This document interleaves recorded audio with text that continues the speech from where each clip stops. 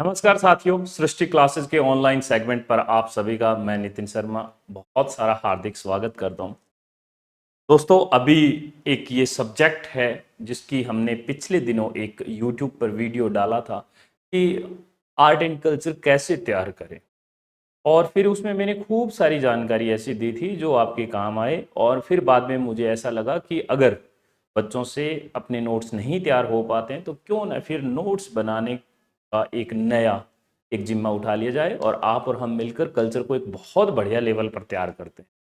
तो इसके साथ साथ क्या होता है कि आज तक आपने जब भी कल्चर पढ़ी तो आपने ये देखा होगा, जैसे लोक देवता अब हमारा टॉपिक शुरू होने वाला है। और अगर आप हमें यूट्यूब पर सुन पा रहे हैं तो फिर आप हमारा सब्सक्राइब कर दीजिएगा चैनल। और इसके जितने भी आगे के वीडियोस होंगे वो आपको हमारे प्ले स्टोर पर सृष्टि क्लासेस का जो इधर लोगो लगा हुआ है, इस लोगो की ऐप के साथ आप डाउनलोड करें और वहां पे मिल जाएगा और आप वहां से हमें आगे फर्दर देख सकते हैं।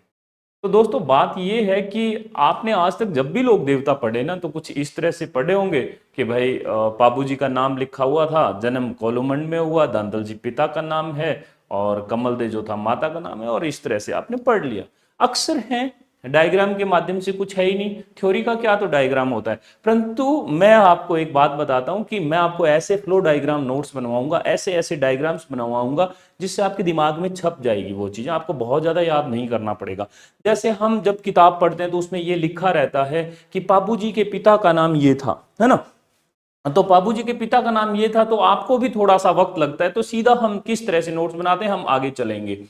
अब दूसरा कि मुझे कल्चर स्टार्ट करने के साथ साथ मुझे ऐसा लगता है कि मुझे मेले एवं त्योहार पहले शुरू करना चाहिए। क्योंकि आपको ये पता रहता है ना कि मार्गशीर्ष शुक्ल में क्या आता है, सप्तमी में क्या आता है, या कृष्ण पक्ष क्या होता है, और अधिमास क्या होता है। इन सब के बाद में जो मेले त्योहार जो होते हैं वो है तो इन्हीं लोक देवताओं के, संतों के संप्रदाय जो हम आगे चल के टॉपिक पढ़ेंगे, तो पहले वो कर लेना चाहिए। परंतु इसकी अपनी एक वजह है। हमारे यहाँ पे बागड़ियों में ऐसा कहा जाता है कि भाई भादुआ को महीनों है तो अपन पहला अपना देवता धोक लेना चाहिए। और देवता में क्या है, हमारे सबसे प्रिय लोक देवता हैं और हम इसी में आगे बढ़ते हैं। दोस्तों, सबसे पहले मैं आपसे एक चीज का जिक्र फरमाऊंगा यहाँ पे, हम इस पे बाद में आएंगे, परंतु इससे पहले दोस्तों हम इस बात पे आते हैं कि लोक देवता कहते किसे हैं।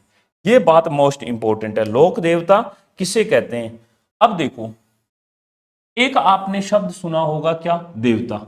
तो पहले इसको समझ लेते हैं, देवता क्या होता है। देखो, देवता जिनका हमारे ग्रंथों में, वैदिक काल से लिखे हुए जो भी आज तक के ग्रंथ हैं उनमें जिनका जिक्र हुआ, जैसे पवन देवता, हनुमान जी, राम भगवान, है ना, इस तरह के जितने सारे देवता हुए हैं जिनका ग्रंथों में जिक्र है वो देवता कहलाए। तो फिर लोक देवता कौन है, जिनको लोगों ने अपना देवता मान लिया, जिनको लोगों ने अपना देवता मान लिया, अपना देवता मान लिया, या लोगों के द्वारा बनाए गए देवता। ग्रंथों में इनका जिक्र नहीं है, ये अभी बहुत ज्यादा पुराने समय के देवता नहीं है।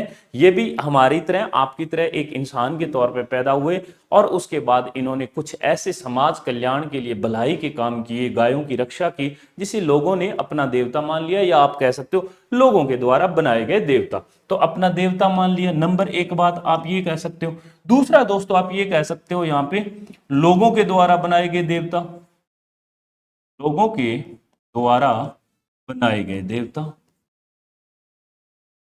बनाए गए देवता, दो चीजें हो गई है दोस्तों। अब आप तीसरा अगर डेफिनेशन ये लिख सकते हैं इनकी कि सर वो व्यक्तित्व या वो व्यक्ति जिन्होंने क्या है कि समाज की रक्षा करते हुए, समाज की रक्षा या गायों की रक्षा करते हुए, गायों की रक्षा करते हुए, रक्षा करते हुए अपने प्राण त्याग दिए, अपने प्राण त्याग दिए। तो ये कह सकते हो अपने प्राण त्याग दिए, ये कौन होते हैं, ये लोक देवता होते हैं। अब दोस्तों आगे चलकर आप ये जैसे जैसे आगे बढ़ेगा हमारा लेक्चर, आप ये सब पहले देखोगे कि ठीक है लोक देवता हैं, इनमें हम खूब सारे लोक देवता पढ़ेंगे, परंतु सिलेबस के हिसाब से आप लोग मोस्टली 7 से 8 ऐसे लोक देवता हैं जो बहुत इंपॉर्टेंट है, हर बार सवाल उन्हीं में से आता है। और उन 8 में से भी 5 ऐसे लोक देवता हैं जो बहुत महत्वपूर्ण है, आपने अभी तक यहां पे पढ़ा होगा। अब आप लोगों ने एक शब्द सुना होगा दोस्तों, पंचपीर। अब मैं आपको बताता हूं, एक दोस्तों आपने शब्द सुना होगा पंजपीर, और ये पंजपीर क्या है, पंजपीर किसे कहते हैं, सबसे पहले हम इस बारे में बात करते हैं। तो दोस्तों, पीर जो शब्द होता है वो मुसलमान या इस्लाम के जो मानने वाले लोग हैं उनके द्वारा इस शब्द का इस्तेमाल किया जाता है, तो मुसलमानों के द्वारा। और अगर मैं बात करूं कि भैया ये पंजपीर क्या है, तो मैं आपको एक नई बात बताता हूं दोस्तों, या फिर आप लोगों ने इससे पहले सुना ही होगा कि देखो, ऐसे लोक देवता, ऐसे लोक देवता या ऐसे हिंदू धर्म के लोक देवता, हिंदुओं के लोक देवता जिनको जिनको मुसलमान जिनको मुसलमान पीर समझकर पूजते हैं, पीर समझकर पूजते हैं। अब आप कहोगे सर ठीक है, ये तो बात, यानी कि इसको और आसान करने का जरिया ये है दोस्तों, आप यूं एरो लगा के अपने नोट्स में लिख लेना, जिनको हिंदू भी पूजते हों और मुसलमान भी पूजते हों उनको कहते हैं पंजपीर, और ये दोनों पूजते हो उनको क्या कहते हैं, पंजपीर कहते हैं। अच्छा, एक और बात मैं बताता हूं इसमें, इन पंजपीरों में क्या क्या आता है, तो यहां पे दो चीजें हैं। आपको एक बहुत ही, मैं एक अलग सा एक सूत्र बताता हूं, आप इतना याद रखना दोस्तों, गोपा राम, आप कहोगे सर इसमें क्या है, गोपा राम है, इसमें 5 शब्द आ रहे हैं, देखो 1 2 3 4 5। अब मैं आपको इसमें एक और सही से जुगाड़ और बताता हूं, देखो ये क्या होंगे, ये होंगे दोस्तों गोगा जी, तो ये पाबू जी, ये कौन होंगे, ये पाबू जी, ये कौन होंगे, ये दोस्तों होंगे रामदेव जी, और अगर बात करूं इनकी तो ये मेहाजी मांगलिया हैं, मेहाजी मांगलिया, और ये होंगे हड़पू जी। अब आपके सामने ऐसा भी सवाल पूछा जा सकता है जिसमें ये लिखा गया हो, निम्न में से कौन से लोक देवता पंजपीरों में नहीं आते हैं, तो फिर क्या होगा कि जो भी इनमें से कोई 3 ऑप्शंस उठा के और इसके अलावा दे दिया जाए, जैसे तेजा जी दे दिया जाए, देवनारायण जी दे दिया जाए, तल्लीनाथ जी दे दिया जाए, मल्लीनाथ जी दे दिया जाए, है ना, बेरू बाबा दे दिया जाए, या खेत्रपाल जी दे दिया जाए, तो ये जो भी मैंने अभी ऑप्शंस बोले हैं ये सारे के सारे आपके पंजपीरों में नहीं आते हैं, परंतु लोक देवताओं में आते हैं, है ना, जिनकी लोगों के द्वारा मान्यता दी गई हो। अब सुनो दोस्तों क्या है इसमें सीन, आप, मुझे पूरी उम्मीद है कि अगर आप ये लेक्चर सुन रहे हैं और आप किसी लाइब्रेरी या घर में बैठे हैं, तो दोस्तों ये लेक्चर वो लेक्चर नहीं है जिसको आप ऐसे ही बस बड़े ध्यान से सुन लेते हैं। मेरा कहा मानो तो हम जैसे जैसे आगे बढ़ेंगे आपको आनंद आएगा। आप अपने हाथ में अपना नोटबुक और अपना पेन जरूर रखना और आप नोट्स बनाते हुए चलना। ये लेक्चर बड़ा प्यार से चलेंगे, लोक देवता भी हम बड़े तसल्ली से करते चलेंगे। सबसे पहले देखो, अगर मैं बात करूं तो सबसे पहले एक एक कहावत आती है दोस्तों यहाँ पे कि पाबू हड़बू रामदे मांगलिया मेहा, 500 पीर पधार जो गोगा जी जेहा। ये हमारे राजस्थानी में ऐसा चलता है ना, पाबू हड़बू रामदे मांगलिया मेहा। ये क्या कहना चाहते हैं इन पंक्तियों में, कवि ये कहना चाहते हैं इन 500 पीरों को, देखो इसमें क्या है, यहां पे इन्होंने 500 का इस्तेमाल किया है और पहले इन्होंने इनका नाम लिख दिया है। ये कह रहे हैं कि पाबू जी, हड़बू जी, रामदेव जी, मेहा जी या गोगा जी, आप सभी हमारे घर पे, हमारे थान में, हमारे यहाँ पर आप पधार जो, यानी आप हमारे यहाँ पे आओ और अवश्य आए, और जैसे हैं वैसे के वैसे हूबहू आप हमारे यहाँ पे विराजमान हो जाइए, आ जाइए। ये गुजारिश कर रहे हैं कवि इन लाइनों में। यहां पे मैंने फोटोज लगा रखी है, पहली पाबू जी की है दोस्तों, सबसे पहले पाबू जी ही पढ़ेंगे, दूसरा हड़बू जी है, रामदेव जी हैं, ये दोनों मोसेरे भाई थे, और तीसरा मेहा जी हैं यहाँ पे, और एक गोगा जी हैं। आप अगर चाहो तो थोड़ा थोड़ा इसमें लिखना चाहो तो लिख सकते हो, परंतु हम धीरे धीरे डिटेल में जा सकते हैं, जैसे हड़बू जी का जन्म कहाँ हुआ, रामदेव जी का जन्म कहाँ हुआ, ये आगे खुल के डिटेल में ही पढ़ लेंगे। अभी हम यहां से थोड़ा सा आगे पहुंचते हैं। सबसे पहले क्या है ना दोस्तों, हमारे सामने है पाबू जी। देखो पाबू जी के जो हैं, अगर मैं बात करूं कि पाबू जी जो हैं लोक देवता, वो किस तरह से थे। पहली बात कि पाबू जी लोक देवताओं में सबसे खूबसूरत लोक देवता, बहुत ही स्मार्ट आदमी थे, बिल्कुल एकदम तगड़े वाले, है ना, जिनको कहते हैं ना ड्यूड टाइप के थे ये। तो अब हम इनके सबसे पहले हम बात करते हैं, सबसे पहले दोस्तों हम बात करते हैं इनकी जन्म की। तो जन्म इनका कहाँ हुआ, फिर उसके बाद हम अगर बात करें इनके पिता का नाम क्या था, इनकी माता का नाम क्या था, इनकी पत्नी का नाम क्या था। अगर हम इनकी बात करें तो इनकी पत्नी का नाम क्या था। ये चार चीजें हैं। सबसे पहले अगर आप कहोगे कि साहब इसमें हमें एक सूत्र बता दो सर, तो सूत्र क्या है, एक सूत्र याद रखना, मैं आपको बताता हूं ये सूत्र क्या है। ये सूत्र है दोस्तों, बाबूजी ने, मुझे उम्मीद है कि ये कलर दिख रहा होगा, परंतु अगर नहीं दिख रहा है तो हम ब्लू का इस्तेमाल कर लेते हैं। बाबूजी ने दांदल जी को, बाबूजी ने दांदल जी को कोल्लूमंड में, कोल्लूमंड में कमल का फूल प्यार से दिया, प्यार से दिया। बस ये एक लाइन याद रखनी है कि बाबूजी ने दांदल जी को कमल का फूल प्यार से दिया। कहाँ, कोल्लूमंड में। तो मैं फिर रिपीट कर रहा हूं, बाबूजी ने दांदल जी को कोल्लूमंड में कमल का फूल प्यार से दिया। ये कमल है दोस्तों, ये कमल है, कमल का फूल ये दिया। अच्छा, अब आप क्या कहोगे सर इनका हमें मतलब बता दो कैसे कैसे। सबसे पहले दोस्तों ये चीज देखने वाली है, बाबूजी से तो बाबूजी हो गए, दांदल जी इनके पिता का नाम, कोल्लूमंड इनका जन्म हुआ था 1239 ईस्वी में, कमल दे, कमल दे पूरा नाम था इनकी माता का, और फूलम दे, फूलम दे या हम कहें सुप्यार दे, सुप्यार दे इनकी धर्मपत्नी का नाम। तो अब इस एक सूत्र में हमने लगभग सब चीजें निपटा दी है। अब आप लिख सकते हैं, नंबर एक चीज लिखो आप, जन्म 1239 ईस्वी कोल्लूमंड में हुआ,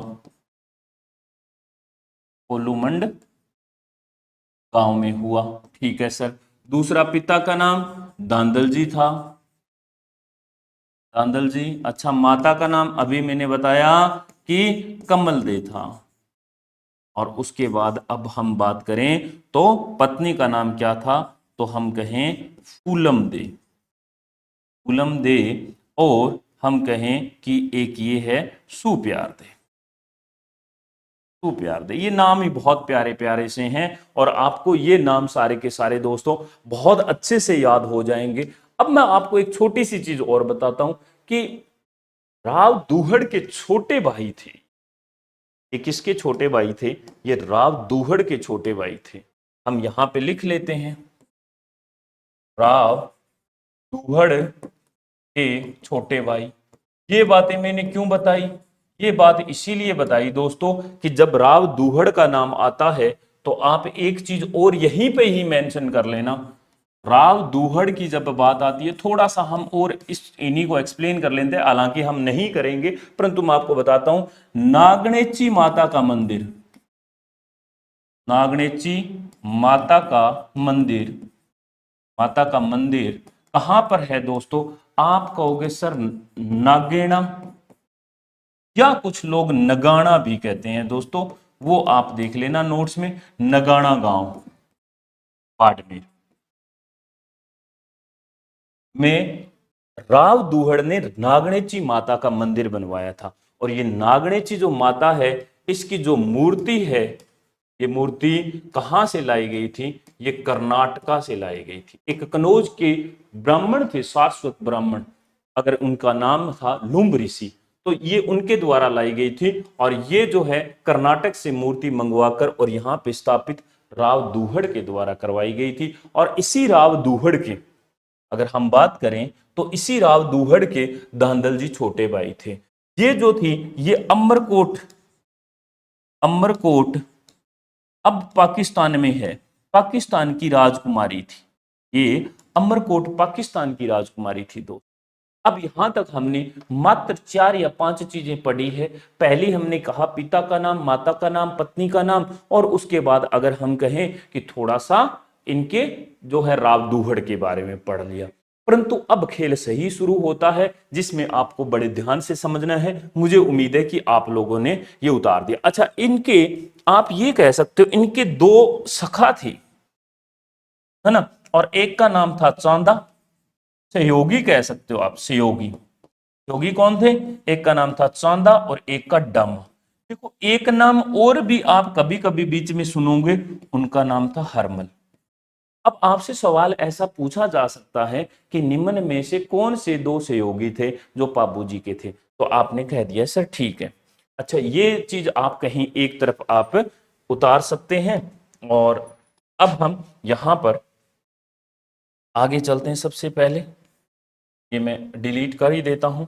अब हम सबसे पहले देखते हैं दोस्तों, देखो मैं यहां पर ये कुछ जोधपुर का इस तरह से नक्शा रहेगा, ये जोधपुर, और मैंने ये मान लिया यहां पर क्या है, ये है हमारा कोलूमंड गांव। ये क्या है? कोलूमंड। और कोलूमंड में क्या हुआ? इनका हुआ जन्म। ठीक है सर, ये तो आ गई बात समझ में। दूसरा क्या रहा? अब यहां से क्या है कि कोलूमंड में इनका जो है जन्म हुआ, तो इसके पीछे की एक कहानी है दोस्तों, वो मैं आपको बता देता हूं। थोड़ी सी कहानी कुछ इस तरह से है कि दांदल जी जो इनके पिता थे, तो वो वहाँ के कुछ मतलब थे शासक और वहाँ के ठिकानेदार टाइप। तो दांदल जी क्या करते थे कि भाई शिकार पे निकलते थे। और पहले के पुराने दिनों में कहानियों में आपने सुना होगा कि आकाश लोक से परियां आती होती है। आपने बिल्कुल सुना अपनी दादी जी के यहाँ से, और जो नई जनरेशन है वो नहीं सुना है तो वो यहाँ से सुन सकते हैं। तो पहले के टाइम में, या कह सकते हैं आज भी, क्या है, आकाश लोक से परियां आती हैं और वो पृथ्वी लोक पर आकर इधर उधर घूम के जाती है, चीजों को देख के जाती है। परंतु एक सबसे बड़ी बात ये होती है कि जब वो परियां आती है, तो अगर उन्हें कोई इंसान देख ले, अगर कोई पृथ्वी लोक का वासिंदा देख ले, तो उनकी शक्तियां कम हो जाती है। और जब उनकी शक्तियां कम हो जाती है तो फिर वो वापस जाए कैसे? तो बिल्कुल सेम यही बात थी कि एक बार दांदल जी गए हुए थे और रात के पहर में चंद्रमा का बिल्कुल एकदम शबाब पे थे, चंद्रमा पूरे, और उनकी चांदनी बरस रही थी। और एक तालाब में दांदल जी क्या देखते हैं कि एक बहुत ही खूबसूरत परी जो है वो नहा रही थी। और दांदल जी वहां से गुजरे तो उन्होंने तो अपने जो है कैमरे वहां पे सेट कर लिए कि चलो ठीक है, देखते हैं, इतनी खूबसूरती, वो भी पृथ्वी लोक पर। तो दांदल जी जो है, वो जो शाहरुख खान वाली फिल्में होती हैं उनकी तरह बस एक जगह पे टकटकी लगाए, बस बैठ गए। जैसे ही परी बाहर आई तो उसने कहा कि ये आपने क्या किया? अब मैं तो यहाँ फंस चुकी। दांदल जी ने कहा कैसे? कि आपने बहुत बड़ा पाप कर दिया है, आपने, आपको अंदाजा ही नहीं है कि आपने कितना बड़ा पाप कर दिया। दांदल जी ने कहा क्या पाप कर दिया हमने, ये तो बताओ जरा। तो फिर वो परी बोली कि देखो ऐसा है कि आपने जो हमें इतनी देर ताड़ा है ना, इसकी वजह से हमारी शक्तियां कम हो गई हैं। और जब इतनी शक्तियां कम हो गई है तो अब हम हमारे लोक में वापिस जा नहीं सकते, और अब मैं जा नहीं पाऊंगी तो अब मैं क्या करूंगी? तो दांदल जी ने तो मन ही मन में यही सोचा था कि भाई अब जाने देना कौन चाहता है, हम तो चाहते हैं कि आप यहीं रुको। और फिर दांदल जी ने अपने जो दिल की बात है वो जुबान के माध्यम से उन्हें कह दिया कि भाई ऐसा है परी देवी कि हम तो आपसे शादी ब्याह रचाना चाहते हैं, हम तो आपके साथ अब पूरा जीवन देख रहे हैं, बस हो गए हैं हम तो दो ही पलों में आपके। और फिर परी ने कहा ठीक है, अब मैं जा तो सकती नहीं, मैं आपके यहाँ पे आपकी रानी बन के आपके घर पे चलती हूँ, परंतु मेरी दो शर्तें हैं। तो दांदल जी ने कहा कबूल है, आप तो दो क्यों, सौ बोलिएगा। कहा नहीं, सिर्फ दो, सिर्फ दो, है ना। पहला उन्होंने कहा कि मेरा खुद का महल होगा। ठीक है, खुद का महल होगा। दूसरा उन्होंने कहा कि उस महल में आने से पहले हमारी इजाजत लेनी पड़ेगी, जो भी आए, चाहे आप भी क्यों ना हो, आप हमारे होने वाले पति हैं अब तो, अगर आप भी आएंगे तो भी इजाजत लेके आएंगे, ऐसा कथाओं में चलता है। तो उन्होंने कहा ठीक है भाई, उन्होंने कहा बनवा दो महल, और वो बिल्कुल उनका शादी ब्याह हो गया और चले गए। अब उनके जो बेटा पैदा होता है वो बाबूजी होते हैं। और जो बाबूजी होते हैं जनाब, ये इतने खूबसूरत होते हैं कि कहते हैं कि साहब दूर दूर तक इनके चर्चे हुआ करते। जब ये अमरकोट शादी करने के लिए पहुंचे थे तो कहते हैं कि जो सू प्यार दे थी, उनकी सहेलियों ने कहा कि काश ये हमारे जीवन में जीवन साथी बन पाता हमारा, ऐसे चर्चे थे अमरकोट में। तो अब जब उनको घर बना दिया गया, महल बना दिया गया, और परी जी जो थी उन्होंने एक बेटे को जन्म दे दिया। अब उसके बाद कुछ एक वक्त बीता, साल डेढ़ साल 2 साल के थे बाबूजी। तब बाबूजी इतने थे तो भाई अब इजाज़त लेके जाया करते थे दांदल जी। परंतु अब रजवाड़ों में ऐसा हो ही जाता है कि उनकी मूँछों का सवाल कहीं अटक ही जाता है। तो उनके जो दोस्त सहयोगी थे चांदा डामा, देखो दोस्त लोग हमेशा खराब करते हैं, ये पुराने ज़माने से ही करते आए हैं और आज भी करते हैं। तो इन्होंने क्या करा कि साहब चांदा और डामा ने कहा, बोले कि ऐसा थोड़ा ना होता है दांदल जी, इजाज़त लेके जाएंगे हम राजपूत हैं और हम इजाज़त के साथ तो नहीं जा सकते। दादा जी ने कहा नहीं रे, जान दो, इन बातों में कुछ नहीं रखा, हमारी जो प्यारी सी पत्नी है ये हमसे अलग हो जाएगी। बोली नहीं नहीं नहीं, ऐसा कुछ नहीं है, हम रजवाड़ों में आते हैं, हम ऐसा हम वैसा, हम किसी की इजाजत नहीं चलेगी ये वो, आप तो सीधा ही जाओ एक दिन। तब क्या हुआ कि दांदल जी ने एक दिन पूरा जोश दिखाया और वो महल में बिना इजाजत के एंट्री कर गए। और जो उनका शयन कक्ष था परी जी का, उसमें एक शेरनी बेड पे सो रही थी और बाबूजी को दूध पिला रही थी। ये देखते ही दांदल जी स्तब्ध हो गए, जहां पे थे वहीं रुक गए। और अब दांदल जी के कुछ समझ नहीं आया कि वो क्या करे, कुछ बोल नहीं पाए, आगे कदम रख नहीं पाए, पीछे कदम नहीं रख पाए, जहां थे वहीं सांसें अटक गई थी एक बार उनकी। तब परी अपने वापिस वेश में आई और उन्होंने कहा, परी ने, कि दांदल जी मैंने कहा था आपको कि ये महल तो अलग बनवा दिया परंतु हमारी इजाजत के बगैर कोई अंदर नहीं आता, और आपने आज यही सबसे बड़ी गलती की है। अब मैं यहाँ पर एक मिनट और नहीं रुक सकती। तो दांदल जी ने कहा ऐसा मत करो, हमसे गलती हो गई, हम हमारे दोस्त के बहकावे में आ गए थे। कि नहीं, वो आपका मामला है, आप कितना ही दोस्त के बहकावे में आ जाओ, परंतु अब कुछ हो नहीं सकता। उन्होंने खूब हाथ जोड़े, बोले कि आज के बाद कसम लागे मन में ईशो कोई काम कौन करानी, आज बाद में मैं कुंटो बाजार या से बोली ना, गलती होगी जी होगी, अब इलाज को नहीं कोई थारकन।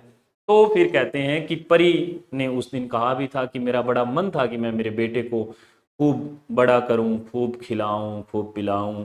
इसके आगे बच्चे छोटे छोटे होते हैं ना, तो वो ऐसा करते हैं कि पापा या मम्मा को कहते हैं आप यहाँ पे घोड़े बन जाओ या घोड़ी बन जाओ, मैं आपकी पीठ पे बैठ के, और फिर वो उसको दौड़ाते हैं और जैसे बुजुर्ग लोग उनके साथ खेलते हैं। तो परी की भी इच्छा थी कि भाई मैं दान इनको बाबू जी को ऐसे खिला पाती, तो उनको बड़ा कर पाती, उनके आगे घोड़ी बनती, मैं नाचती, अब खेलती। पर ये आपने दांदल जी बहुत ही गलत कर दिया। तो अब क्या, अब पछताए होत क्या जब चिड़िया चुग गई खेत। अब धांधल जी ने कहा फिर जाओगी, हाँ अब आप हमारी तैयारी कीजिएगा, अब हम यहाँ से रुखसत होने वाले हैं। और फिर कहते हैं कि परी अपने लोक में चली गई और वो जो बच्चा था वो कमल दे के हिस्से में आया और कमल दे ने उसकी परवरिश की और बाबूजी बड़े हुए। और फिर उनके दो दोस्त थे। अब जब जवान हो चुके हैं बाबूजी, तो इनकी शादी ब्याह तो होना ही था। तो इनकी शादी जो है वो अमरकोट के यहाँ पर जो सुप्यार दे है, या आप कह सकते हो फूलम दे है, इनके साथ इनका रख दिया गया। तो अब सारी तैयारियां हो चुकी थी, सहरा वहरा सब है ना, एकदम ड्रेसेस खरीद ली गई थी और कुर्ते पजामे जो सिलवाने थे वो सिलवा लिए थे, लाखड़ती जुत्ती खरीदनी थी वो भी खरीद ली, सारा काम हो चुका था। परंतु अब जो फॉर्चूनर थी वो तो चाहिए थी, यानी कि घोड़ी। तो कहते हैं कि अब उनके गांव में एक देवल चारणी नाम की महिला रहती थी, और वो जो देवल चारणी थी दोस्तों, उसके पास एक घोड़ी थी जिसका नाम था केसर कालमी। अब हमने सारी स्टोरी आपको बता दी है, उसका नाम था घोड़ी का केसर कालमी। बहुत बार इस पर सवाल पूछा गया है कि पाबूजी की घोड़ी का नाम क्या था, या पाबूजी के पास जो घोड़ी थी वो किसकी थी। तो अब जब उस फॉर्चूनर की जरूरत पड़ी, तो फिर वही बात कि फॉर्चूनर तो आनी चाहिए, घोड़ी तो आनी चाहिए, तो वो केसर कालमी एक घोड़ी थी देवल चारणी नाम की महिला के पास। और कहते हैं बहुत ही हट्टी कट्टी और बहुत ही खूबसूरत घोड़ी थी। तो फिर चांदा और डामा ने कहा कि फॉर्चूनर तो देवल चारणी के पास, उनके पास चलते हैं। तो वो चले गए उनके पास वहां पे, और जाके बोला कि भाई अब हमें लेके आनी है सुप्यार देखो या फुलम देखो, तो घोड़ी चाहिए। तो देवल चारणी ने एक बार मना कर दिया कि बाबू देख, ऐसा है कि मैं एक गाय चराने वाली महिला हूं, मेरे पास गायों का बहुत बड़ा झुंड है। पहले के जमाने में जब कोई किसी एक गांव से दूसरे गांव में बदला लिया जाता था, या कोई एक राजा दूसरे राजा से बदला लिया जाता था, जो छोटे लेवल के सामंत थे वो लोग या तो गायें चुरा के ले जाते थे, या फिर वो ऐसा करते थे कि उनका पशुधन ले जाते थे, या उनकी फसलों की कटाई किया हुआ धन जो थे, ऐसी चीजें कुछ ले जाया करते थे। महिलाओं के आभूषण जो ले जाया करते थे, परंतु महिलाएं एक दूसरे के यहाँ पे सुरक्षित रहती थी। तो उसने कहा देवल चारणी ने कि देख बाबू, ऐसा है तू घोड़ी ले जाएगा, परंतु दिक्कत फंस जाएगी, कल को मेरी गाय वहां पे बाहर गई हुई होगी, तो भाई इनको संभालेगा कौन? तब बाबूजी ने कहा कि तो फिर क्या करना चाहिए? बोले कि देखो ऐसा मैं दूंगी नहीं घोड़ी। तो उसने कहा देख ऐसा है कि आज घोड़ी तो हम लेके जाएंगे और हम हमारी फूलम दे को जब वापस ले आएंगे तो आपको घोड़ी सुपुर्द कर देंगे, और इस दौरान अगर कोई भी आपकी गायों पे आक्रमण करता है तो फिर हम वचन देते हैं देवल, मतलब चारण जात की जो महिला थी, कि हम वचन देते हैं देवल कि अगर तुम्हारी गायों पर आक्रमण होगा तो हम जिस कंडीशन में बैठे होंगे, जिस स्थिति में होंगे, वहीं उसी स्थिति से खड़े होकर हम तुम्हारे लिए वापस चल पड़ेंगे तुम्हारी घोड़ी लेकर। देवल चारणी ने कहा देख ले बाबू, तू कह तो रहा है, बाद में कहीं पे तू मना कर दे।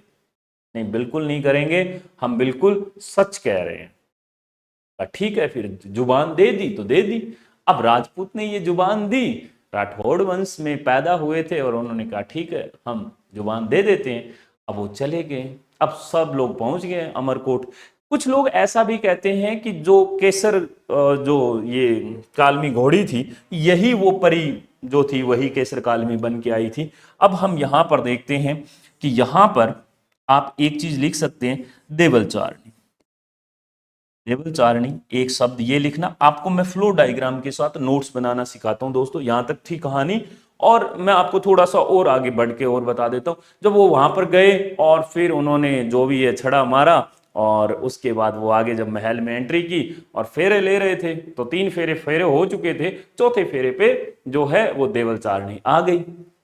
जब वो चौथे फेरे पर, 3 ही फेरे हुए थे, चौथे फेरे पर जैसे ही देवल चारणी आई, और कहते हैं कि साहब वहां पे अमरकोट में चर्चे चले थे, बहुत तगड़े चर्चे हो रहे थे कि साहब यहाँ पर अगर कोई ऐसा राजकुमार आए तो क्या कहने। कहते हैं कि सुप्यारदे की किन्हीं किताबों में लिखा है ऐसा कि सुप्यारदे की सहेलियां कह रही थी कि काश ऐसा भरतार हमें मिल पाता, है ना। तो अब ये देवल चारणी जैसे ही आई तो इसने आके ये बोला कि देख तू तो यहाँ पे मजे कर रहा है, फेरे ले रहा है बाबू, और मैं देख अपनी गायें जो हैं, मैं गरीब महिला और मेरी गायें चोरी करके कोई दूसरे राज्य का राजा ले गए। बाबू ने चौथा जो फेरा हो रहा था वहीं पे छोड़ दिया, और उसके बाद वहां से देवल चारणी के साथ चल दिए, और अपने वहां वहां के जितने भी सूरजमल सोडा जो सुप्यारदे के पिता का नाम था, उनसे माफी मांगी कि मैं वचनों का बंधा हुआ हूं, अब मैं ज्यादा देर रुक नहीं सकता, क्योंकि मैंने जब इनकी घोड़ी की लगाम अपने हाथ में रखी थी तब यही वादा किया था कि किसी भी स्थिति या परिस्थिति आ जाए मैं तैयार मिलूंगा। तो फिर वहां से पाबूजी जो हैं वो बचाने के लिए चल निकले। मैं आगे चल के बताऊंगा। जायल के राजा थे जींदराव खिंची, उनके साथ वो युद्ध में वीर गति को शहीद हो गए थे। उस गांव का नाम था देंचू गांव, और वहीं पर उनकी समाधि। ये थी पूरी कहानी बाबूजी की। अब हम नोट्स बनाएंगे। मुझे पूरा उम्मीद है कि आप लोगों ने इस कहानी को खूब इंजॉय किया है, और किया है, और यूट्यूब पे सुन रहे हैं तो दबा दो लाल वाला बटन, थोड़ा सा आगे तो बढ़े। और अगर आप ये सब्सक्राइब करोगे और आप नीचे कमेंट अच्छे करोगे कि सर और ज़्यादा वीडियोस लेके आए, या कुछ और ज़्यादा मेहनत करके हम और अच्छे से अट्रैक्टिव चीज़ें लेके आए और फिर आपके सामने पेश करें, तो दोस्तों हमें भी बहुत अच्छा लगता है। ये देवल चारणी जो महिला है, इनकी घोड़ी का क्या नाम था मैं आपको बता रहा हूं ना, कि इनका नाम था केसर कालमी। तो इसकी घोड़ी का नाम था केसर कालमी घोड़ी। और अगर मैं बात करूं केसर कालमी घोड़ी की, तो अब देखो क्या है, यहां पे हम कह सकते हैं, यहां पे ये है अमरकोट। अमरकोट, और आप क्या कहोगे, अमरकोट में क्या है, सुप्यारदे, सुप्यारदे या फूलम दे कह सकते हो, फूलम दे। अच्छा ये किसकी थी, ये सूरजमल सोडा की, सूरजमल सोडा की पुत्री थी, की पुत्री थी। अब इसी में हम दो चीजें लिख लेते हैं। एक हम यहां पे ये लिख लेते हैं, ये 3 सहयोगी कह सकते हो आप। क्या क्या, एक का नाम था चांदा, एक का था डामा, और एक का था हरमल। आप इसी तरह से दोस्तों फ्लो डायग्राम बनाते रहना, इसी पिक्चर में सारा मामला सेट कर लेंगे। अब क्या हुआ कि यहां पर ये फेरे हो रहे थे, और अगर इसमें कहते हैं 1 राउंड, 2 राउंड, 3 राउंड, और ये चौथा। अच्छा चौथे में अब जो है पाबूजी आगे हुए हैं, और 3 में बींदनी आगे होती है, 1 में बींद आगे होता है ना, जिनमें फोड़े पड़ चुके हैं वो तो जानते हैं इस बात को। तो यहाँ पे आप 2 ऐसे छोटे छोटे ये बना लो सुप्यार देव और पाबूजी, ये अधूरा रह गया था। कहते हैं दोस्तों कि लक्ष्मण का अवतार भी कहते हैं ना इनको, इनको लक्ष्मण का अवतार इसलिए कहते हैं। एक मतलब कुछ ऐसे भी किस्से हैं कि एक बार जो स्वरूप नखा थी, स्वरूप नखा, मैं शब्द जो बोल रहा हूं उस पे जाना आप, क्या है ना कि कुछ चीजें फिर ज्यादा निकल के आ जाती है। मैं कह रहा हूं स्वरूप नखा, स्वरूप नखा ये नाम था। और हमने तो स्वरूपण खा करके नाम की भी हमने बैंड बजा दी, ऐसा नहीं था। स्वरूप नखा का मतलब होता है कि इतनी खूबसूरत महिला जिसके नाखून भी इतने खूबसूरत हो कि बाकी महिलाओं के ना हो, तो ऐसी खूबसूरती कि जिसके नाखून भी खूबसूरत हो। सोच के देखो वो कितनी खूबसूरत हो वही होगी। वो श्रीलंका की राजकुमारी थी, वो मिस श्रीलंका थी। अब वहां से क्या हुआ कि वो भगवान राम के पास जंगल में आई और जंगल में आके कहते कि हे राजकुमार, अब हम तो आपके हो गए, दिल दे चुके हैं सनम, अब हम आपसे शादी करना चाहते हैं। तो ऐसा, भगवान राम तो राम ही थे, आदर्श पुरुष थे। उन्होंने कहा देखो इधर तो भाई ऐसा है कि सीट बुक है, अब तो सीता जी आ चुकी हैं और आप पड़ोस वाली सीट खाली है, लक्ष्मण जी से पूछ लो एक बार जाके। तो उन्होंने, लक्ष्मण जी कहते हैं कि एक ना कुंड में से पानी भर रहे थे बाल्टी से, तो तभी वो स्वरूप नखा गई। तो अब लक्ष्मण जी आगे आगे थे और वो पीछे पीछे, है ना। तो इस तरह से क्या हुआ कि 4 बार राउंड लगा चुके थे। तो 4 बार राउंड लगा चुके, तो लास्ट में लक्ष्मण जी के पास और तो कुछ बचा नहीं था कि ये तो पीछे ही नहीं छोड़ेगी। तो उन्होंने क्या करा कि कटार निकाली और उसकी नाक काट दी। तो नाक काट दी तो वो नाक पकड़ के स्वरूप नखा बोली कि तुमने तो पाप बिल्कुल ही कर दिया, मेरी इतनी बड़ी बला की खूबसूरत थी, मैं इतनी सुंदर हूं कि मैं क्या करूं टाइप ना, और तुमने तो अब तो बिल्कुल ही बर्बाद कर दिया चेहरा मेरा। तो फिर लक्ष्मण ने कहा कि चलो मुझसे ये माना कि गलती हो गई है हमसे, पर हम इसका जो कर्ज है वो आगे पृथ्वी लोक में चुकाएंगे। 4 फेरे यहाँ पे हो गए हैं जल को साक्ष्य मानकर, बाकी के बचे हुए 3 फेरे जो हैं वो अग्नि को साक्ष्य मानकर हम पाबूजी और फुलम दे के तौर पे वहां पे फेरे लेंगे। तो कहते हैं इनको लक्ष्मण का अवतार भी कहा जाता है। एक चीज ये भी याद रखना, मैं लिखवा दूंगा दोस्तों आपको। तो ऐसा भी था। तो ये जब फेरे हुए तो ये देवलचारिणी जो महिला है ये किनके पास आई, पाबूजी के पास, और आकर इन्होंने कहा कि पाबूजी गाय, पाबूजी गायें लूट ले गए कोई, है ना, गायें लुटेरे ले गए। अब जैसे ही ये बात सुनी तो पाबूजी ने आव देखा ना ताव और पाबूजी चले गए इधर। अब यहां पे जो है एक, जिस राजा ने इनकी गायें लूटी उनका नाम था जींदराव खींची। और जींदराव खींची क्या थे, गायल के राजा थे। अब इसमें एक और मोड़ है, वो मोड़ ये है कि ये जींदराव खिंची जो थे ये पाबूजी के बहनोई थे। तो आप सोचो बोले कि ब्याह में क्यों नहीं बुलाया इनको, है ना। ये पाबूजी के क्या थे, बहनोई थे, जीजा जी थे, है ना, जीजा सा थे ये, के बहनोई थे। तो दोस्तों अक्सर यही होता है ना हमारे, आज से थोड़े चला रहा है, या तो फूफा और बहनोई दो ऐसे होते हैं जो सबसे आगे सीट पे बैठना चाहते हैं, परंतु उनको पहले 15 दिन पहले मनाना शुरू करो। और ये वो पहले के टाइम में भी ऐसे ही पर लफड़े थे। अब पहले के टाइम में फॉर्चूनर नहीं हुआ करती थी, वरना तो उनको आगे बिठा दे, घोड़ी हुआ करती थी। अब घोड़ी पे कहाँ बिठाए कोई, ऐसा होता था। तो इसलिए जींदराव खिंची नाराज हो गए होंगे, ऐसा मुझे लगता है। परंतु ये जींदराव खिंची नाराज हुए, इन्होंने क्या किया कि देवलचारिणी की गायें लूट ली, गायें लूट ली। और यहां पर पाबूजी क्या करें कि आए और इनके साथ युद्ध हुआ पाबूजी।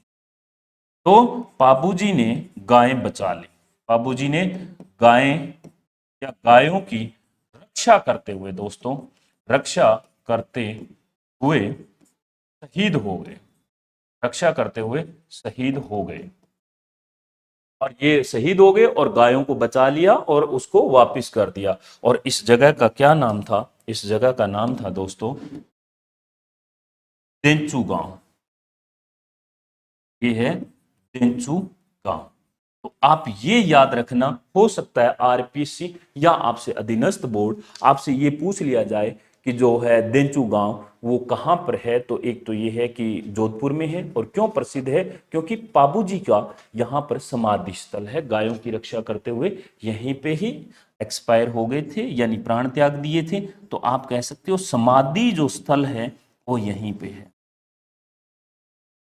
अब ये थी पूरी की पूरी इनकी एक तरह की कहानी। आप अगर चाहो तो आप इसका स्क्रीनशॉट भी रख सकते हैं, आपको बाद में ये काम आ जाएगा। और इतनी देर में तो हो गया होगा।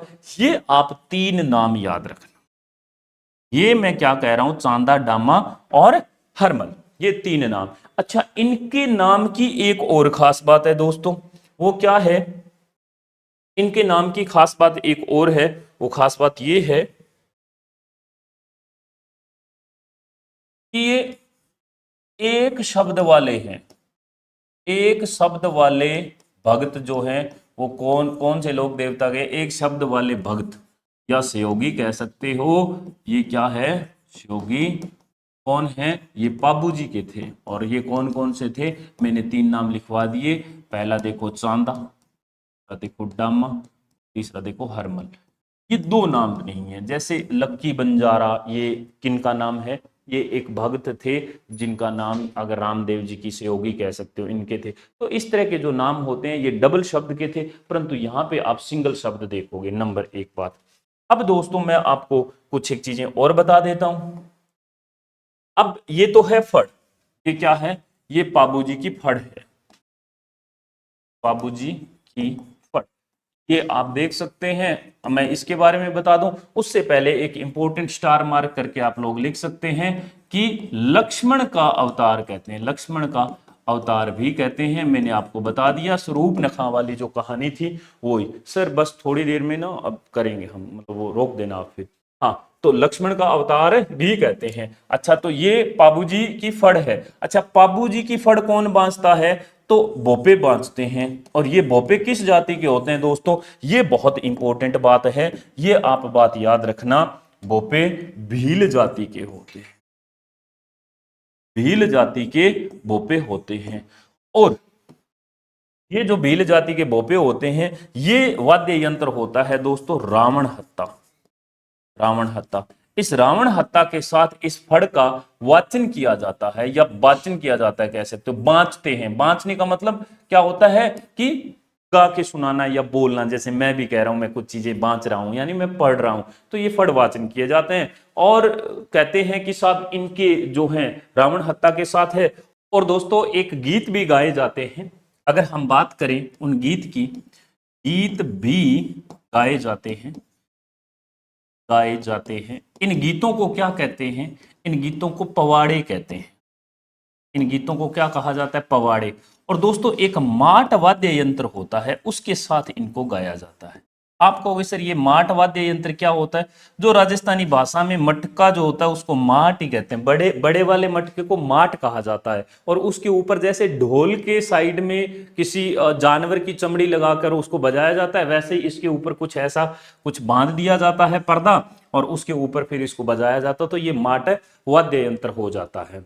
अब दोस्तों इसमें आप एक और इंपॉर्टेंट बात याद रखना, ये मोस्ट इंपॉर्टेंट बात है कि अभी तक हमने जो चर्चा की, आप कहोगे मास्टर आपने तो बताया था ना कि साहब इनको हिंदू और मुसलमान दोनों ही पूजते हैं। तो इनको मेहर जाति के जो मुसलमान होते हैं, मेहर जाति के जो मुसलमान होते हैं वो इनको पूजते हैं, वो इनको पीर समझकर पूजते हैं। तो 2-3 बात ये हो गई। अब मोस्ट इंपोर्टेंट जो हमारे पास बात आती है वो आती है कि इनका प्रमुख मंदिर कहाँ पर है। तो उस पे थोड़ा सा हम बतियाए लेते हैं, हम देख लेते हैं। देखो ये दोस्तों एक हमने मंदिर बना लिया, और हम कह सकते हैं ये मंदिर बन गया है। ये मंदिर कहाँ पर है, तो आप कहोगे सर इनके जन्म स्थान पर ही है, वो है कोलूमंड गांव में। ठीक है सर, ये कोलूमंड गांव हुआ। दूसरा कि जो इसमें प्रतिमा है बाबू जी की, तो आप कहोगे वो अश्वरोही प्रतिमा है, अश्वरोही प्रतिमा है। यानी अश्वरोही प्रतिमा का मतलब ये हो गया घोड़े पर सवार प्रतिमा है। और दूसरा आपके साथ क्या है, इसमें ये कह सकते हो कि इनकी बाईं ओर झुकी हुई पगड़ी है, बाईं ओर झुकी हुई, बाईं ओर झुकी हुई पगड़ी है। ये 2 चीजें आप लोग बेहद अच्छे से ध्यान में रखोगे। और ये कोलूमंड के अंदर ही है जो गांव जोधपुर में पड़ता है। इसके बाद एक इंपॉर्टेंट बात और रहती है दोस्तों थोड़ी सी, जो मैं आपको बता दूं, ये जोधपुर है। और अब हम लास्ट में एक चीज और देखते हैं कि एक छोटा मंदिर और है, वो कहां पर है, सेम पाबू जी का। वो आप कह सकते हो ये तो प्रमुख धाम है या प्रमुख मंदिर कह सकते हो, प्रमुख मंदिर ये है। एक मंदिर और है जिसको आप कह सकते हो दूसरा मंदिर, वो है क्या, कहाँ है, एक जगह है दोस्तों आहड़ उदयपुर में। तो आहड़ उदयपुर में। अब देखो ये उदयपुर में आ गया मंदिर, इनके मंदिर की भी बात कर ली। अब दोस्तों इन पर दो तीन तरह की किताबें लिखी गई है, वैसे तो 6 हैं, मैं आपको बता देता हूं बारी बारी से। एक पाबू प्रकाश है जो आसिया मोड़ जी ने लिखी थी, और पाबू जीरा छंद है जो बिट्ठू मेहा जी ने लिखी। तो आप कह सकते हो किताबों के बारे में। तो सबसे पहले हम किताबों की बात कर लेते हैं। किताबों में क्या है, हमने कहा साहब एक आसिया मोड़ जी, आसिया मोड़ जी, आसिया इनकी जाति का नाम है और मोड़ जी इनका खुद का नाम है। इन्होंने कौन सी किताब लिखी, पाबू प्रकाश। अब आप कहोगे सर ये कितनी इंपॉर्टेंट है, तो ये बेहद इंपॉर्टेंट है, क्योंकि आरपीएससी और अधीनस्थ बोर्ड द्वारा इसको बहुत बार पूछा गया है। दूसरा हम कह सकते हैं पाबूजी छंद, पाबू जीरा छंद, पाबू जीरा छंद एक ये है, और एक एक किताब और लिखी गई है जिसका नाम है पाबूजीरा दोहा। और पाबूजीरा दोहा या छंद है ये तो बिट्ठू मेहा जी ने लिखी है, बिट्ठू मेहा जी। और ये जो है अगर हम कहें दोहा की बात करें तो ये लगराज ने किताब लिखी है। मैं यहां पर ये पूरा कर देता हूं, पाबूजीरा दोहा, पाबूजीरा दोहा। तो ये हमारी तीन तरह की किताबें हो गई। अगर आपको रामनाथ का एक और है किताब, पाबूजीरा सोरखा या सोरटा जिसको कहते हैं, पाबूजीरा सोरटा। तो सोरटा जो होते हैं वो सौराष्ट्र के दोहे होते हैं, ये रामनाथ के द्वारा लिखी गई। तो आप कह सकते हैं पाबूजी सोरठ, सोरटा। तो सोरटा में आप क्या लिखोगे, ये किसके द्वारा लिखे गए हैं, ये लिखे गए हैं हमारे एक कवि जो है जिनका नाम है दोस्तों रामनाथ, रामनाथ के। तो ये हमारा आज का, अगर लोक देवता की बात करें तो पाबू जी हमारे अभी लोक देवता अगर हम पाठ्यक्रम के हिसाब से देखें पूर्ण हो चुका है। ये सिलेबस के हिसाब से हमने दो तीन चीजें देखी दोस्तों, इनका जन्म, माता का नाम, पिता का नाम और इनकी पत्नी का नाम, कहाँ पर आए हुए थे, केसर काल में इनके तीन जो सहयोगी थे उनके बारे में जिक्र किया। अब वो फिल्म बनती जाएगी जो मैं आपको बना के लाया हूँ इतनी देर के लिए। फिर हमने कहा था कि साहब इन्होंने लड़ाई लड़ते हुए अपने ही बहनोई के साथ, इनके जीजा जी थे वो जींदराव खिंची थे, जायल के राजा थे, उन्होंने गायें चुरा ली थी। और वहीं देचू गांव है पास में ही, और वो जो हैं उनके साथ शहीद हो गए, वीर गति को प्राप्त हो गए। प्रमुख मंदिर जो है मैंने आपको बता दिया, यहीं कोलूमंड जोधपुर में है, दूसरा आहड़ में है। और इसके साथ 4 किताबें मैंने लिखवा दी है।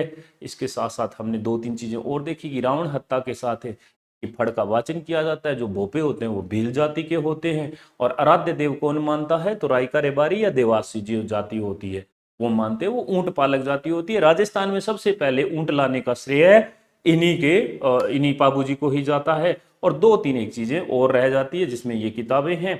और एक नायक थोड़ी मैंने बताया आना बाघेला राजा से वो डर के आ गए थे थोड़ा, और इन्होंने शरणागत या रक्षक का भी इनको एक दर्जा प्राप्त है, उपनाम है इनका। और उसी को थोरी या थ्योरी जाति को ही नायक जाति कहते हैं। तो ये थे पाबूजी के बारे में कंप्लीट डिटेल। अब आप कमेंट बॉक्स में जरूर कमेंट करना कि अगला लोक देवता आप कौन सा पढ़ना पसंद करेंगे। और अगर हमारा आपने चैनल अभी तक सब्सक्राइब नहीं किया है तो कर लीजिएगा। उसके बाद इसके जो नेक्स्ट लेक्चर होंगे वो हमारी ऐप पर उपलब्ध रहेंगे, जो आप प्ले स्टोर पर इस लोगों के साथ दोस्तों डाउनलोड कर सकते हैं। बहुत बहुत शुक्रिया, बहुत बहुत धन्यवाद।